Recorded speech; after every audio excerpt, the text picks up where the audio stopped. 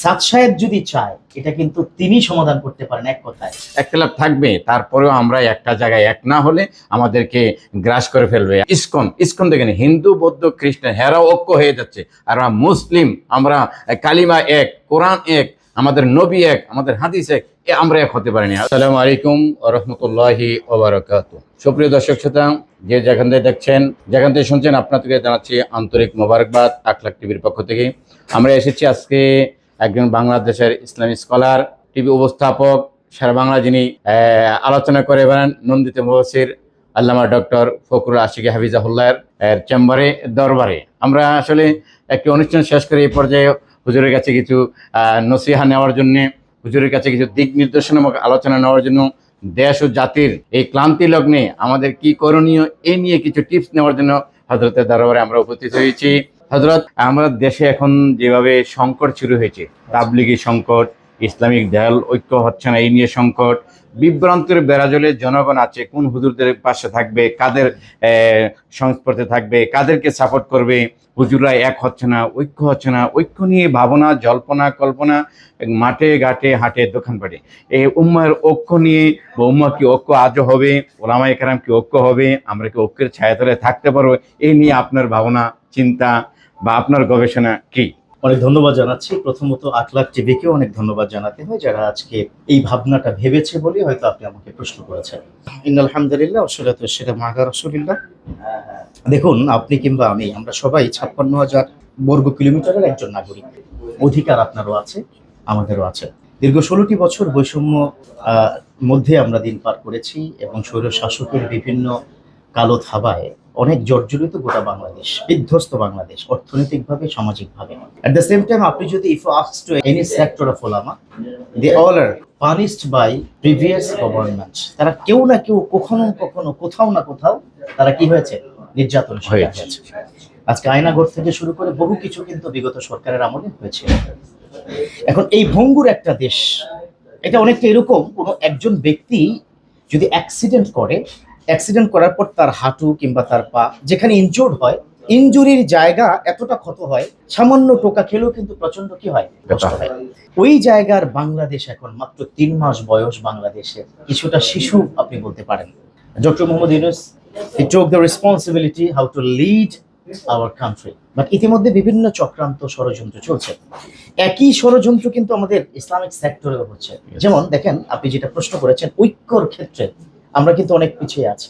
কুল্লু মুসলিম মিল্লাতুন ওয়াহিদা, কিন্তু কুল্লু কুফরু মিল্লাতুন ওয়াহিদা। আপনারা জানেন যে কাফেররা, তাদের মিল্লাত, তাদের অ্যাসোসিয়েশন, তাদের যে গোত্রগুলো আছে, they all are united in one platform.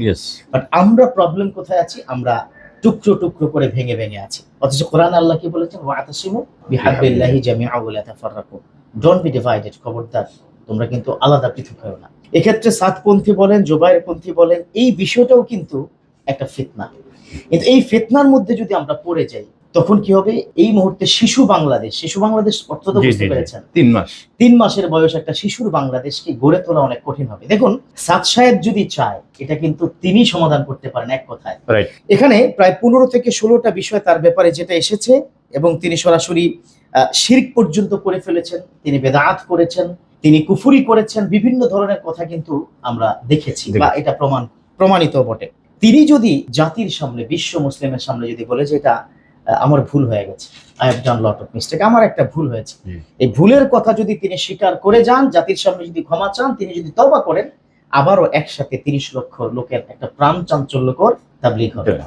আমরা আসলে এটাই চাই। আমরা চাই সকল ওলামায়ে কেরাম, হোক সে জামাতে ইসলাম, হোক খেলাফত আন্দোলন, হোক হেফাজত, হোক অন্যান্য যত প্ল্যাটফর্ম চরমোনাই আছে, সারসিনা আছে, বিভিন্ন অঙ্গনের যারা আছে, তাদেরকে যে কোনো একটা সূত্রে, একটা সুতোয় গাঁথা থাকতে হবে। আমি যদি একটা শব্দ আপনাকে ব্যবহার করি, এটার অর্থ আপনি জানবেন, আপনি একজন প্রখ্যাত আলেমে দিন, সেটা হচ্ছে আল ইত্তিহাদু মাল ইখতিলাফ। ইত্তিহাদ হতে হবে, একটা প্ল্যাটফর্মে সবাইকে এক জায়গায় থাকতে হবে। কোনোভাবেই নাস্তিকরা আমাদের উপর যেন চড়াও না হতে পারে, রামপন্থী বামপন্থী কখনো যেন আমাদেরকে বিভ্রান্ত না করতে পারে। এজন্য আমাদের সকলে সকল জায়গা থেকে এক হতে হবে। কিন্তু মাল ইখতিলাফ, ইখতিলাফ আল্লাহ রাসূলের যুগে ছিল না, সাহাবাদের মধ্যে কি ইখতিলাফ ছিল? ছিল। যেহেতু সেটা ছিল, এখনো এটা থাকবে, কিয়ামত পর্যন্ত চলমান থাকবে। আমরা যাতে করে এক ডাকে সবাই একসাথে সাড়া দিয়ে আমি কোনো হেফাজত বুঝি না, আমি কোনো কওমি বুঝি না, আমি কোনো আলিয়া বুঝি না, জামাত বুঝি না। আমরা এক নবীজির উম্মত, আমরা এক আল্লাহকে মানি, এক কোরআন, এক কিবলা, এক কালেমা। Right. এক্ষেত্রে যদি আমরা থাকতে পারি, ইনশাআল্লাহ তাআলা এই বাংলাদেশকে নতুন কোনো কালো থাবা, নতুন কোনো নর পিচাসের সে চক্রান্ত থেকে বাংলাদেশ ইনশাআল্লাহ উদ্ধার হবে।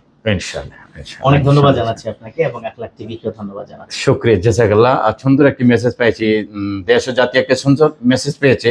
আল্লামা ডক্টর ফখরুল আশিকি হাফিজাহুল্লাহ যে কথাটা বলেছেন যে এক প্ল্যাটফর্মে থাকাই লাগবে, ওই যেটা বলেন ইত্তেহাদ মাল ইখতিলাফ, ইখতিলাফ থাকবে। রাসূলের যুগের পর থেকে নিয়ে যুগে যুগে ইখতিলাফ ছিল, ইখতিলাফ উলামায়ে রহমাতুন, ইখতিলাফ থাকবে। তারপরেও আমরা একটা জায়গায় এক না হলে আমাদেরকে গ্রাস করে ফেলবে। বাঘ যদি একাধিক হয় আর হায়েনা যদি অনেক হয়, অনেক হায়েনা একসাথে হয়ে একটা বাঘকে আক্রমণ করতে পারে।